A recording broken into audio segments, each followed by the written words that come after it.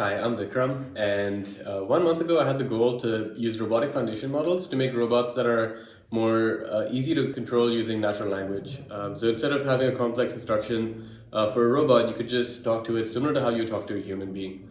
So I started in simulations with robot arms to move objects around in an environment and just talk to it in simple natural language instructions similar to how I would ask a person to do it. And I was very impressed by the results. So I moved on to drones to see if I could control a drone using the same method. And I was able to actually get it onto this drone over here, controlling it with just, again, simple natural language, asking it to do tasks and it being able to just execute them with.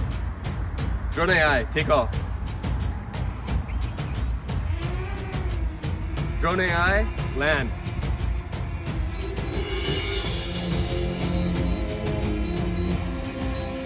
If this sounds interesting to you, please do find me, and I'm excited to talk to you.